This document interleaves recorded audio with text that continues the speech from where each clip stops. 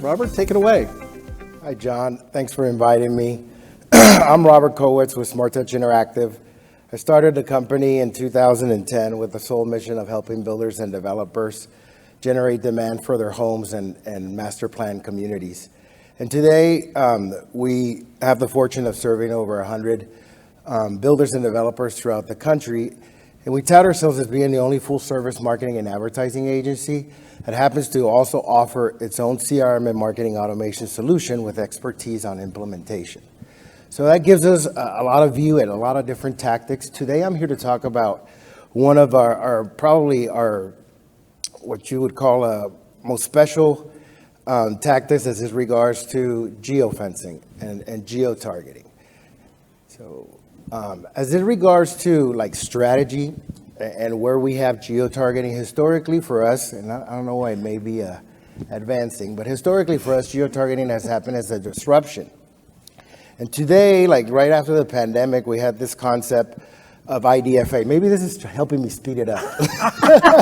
That's our AI. That we learned that in the executive forum, and the AI is so this concept of, how many of you folks have heard of this concept of IDFA for geotargeting? Can I get a raise of hands? So ID for marketers. So every phone right now in this room has an ID. When you turn on location services, right, that is how Google is able to capture an ID. To conserve your privacy, like they're not able to offer the identity by name, right? But every phone has a phone ID. And when you spend enough money with Google, they are able to offer these IDFAs. Note to self, call Google about sponsorships. Typically, that means you as a company are spending more than six figures. And through their help, through one of our ad exchanges, we are able to facilitate this concept of IDFA, which is very similar to geotargeting, geofencing, where people have historically put a geofence, commonly known in the new home business as typically putting it around model homes, one of the most sought about tactics. But this concept today, like especially with the market, with renters being a target, neighborhoods, apartments, and so forth, the concept is to you put the geofence around. A lot of our clients today geofence employers, geofence churches, not just competitors, supermarkets, targeted ethnicities, schools, etc. But the concept is to utilize, now that we've had all these challenges with like the social media audiences and the shakeup that we have in managing those audiences, to be able to deliver strategic messages to people based on the geographic location of where they're currently or where we found those lists. So those lists are pulled retroactively. We typically pull them for a 15-day period, and we change targets every 15 days. The most successful tactic, and if I can go back on this, right? So you can grab this list and upload it into your Facebook campaign, into your Twitter, into Instagram, into Google, and actually use that as your targeted audience. So those audiences for us have resulted in a high engagement, much double the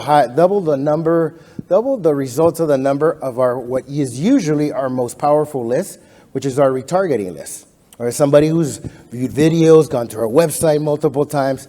This list, when choosing the right targets, right? So they're relevant to your offer, to the community that you're offering, and you also customize the ads to that audience, which is a very critical factor, is to customize the ads and not just use what you're using across every other audience. Then you're likely to get right now, based on our results, 2x the results. So you're using a community-based institution of some sort, where you think the folks within that geography who are traveling to that geography would be good targets. That's how you're creating a retargeting universe? Am I understanding it? Yes, we have selected locations. Yeah. So this case study that I'm going to show you here, Yep. This happens to be one of our clients in South Houston. It's a 1,000 master plan acre community in South Houston. Broke ground in 2016, 2,200 homes. They've delivered 1,100. I'm just giving you a general idea of the subscriptions and a budget for that, which is around $1,500. And then they spend another $1,000 a month targeting those audiences on Facebook. And so in this case, we're targeting an employer, which in their case is the Houston Medical Center. They have evidence over the years collected by the Zonda folks that have demonstrated that a good portion of their buyers, as a matter of fact, 30% of their buyers come from the medical center. And so they also just recently opened a toll road that provides connectivity. So that is one of our prime targets, and we're able to pull a very big list of employers and put an offer that's specific to medical center employers. And that is one of the keys, is customizing the message. Yes, it costs more. Yes, it's a little more effort, but the results are much better, right? And then, for example, the other ones are our competitor. So there are 3 master plan communities. Each one has about 7 builders. So their master plan, all of those model homes in those model parks are our primary targets. And then probably my favorite one is a church. There is a Baptist church that is across the street from the community that is full of residents that participate in there. And so we have evidence over the last 24 months since running these tactics that we have captured buyers from the church that were first obtained from participating there through this geofencing tactic. So we find that this, and for example, this is our funnel strategy. And so using like regular, traditional like retargeting audiences, we like to, when possible, when budgets allows, to serve our video ads to the general audience. Like we believe that the advertising, as much as we want to be laser focused, and this is a funnel, we also want to be relevant to when people have not started even thinking about this in the marketplace. So when they do enter the marketplace, they recognize our brands. So video for us has a lot of purposes, but it's not the primary lead generation tactic. We want to capture people to view our video spots and at least watch 95% of the video. Yeah. With that, then we're able to send them a more aggressive piece of advertisement. So for example, this is our video advertisements. And you see the engagement, 28,000 views, but only 9 landing page. However, that is now my audience. The people that watch 95% are now my audience to my next more aggressive ad, which is what we call our carousel ads.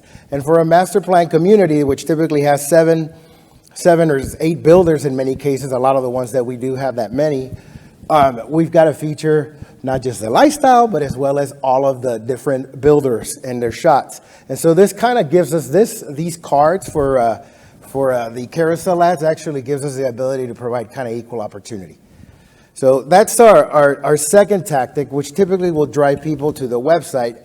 And then our third, which we're able to utilize for these IDFA audiences, because I don't necessarily, based on the location, I can put an offer in front of them and get them to subscribe to my offer just because it was interesting and it was very relevant, right? And that's why it's so important for the message to be different. So quite often, we will send our audiences that we've built with the video and the sponsors ads to our landing page, where that same audience of IDFA that we got from those locations, we'll send to the lead gen ad.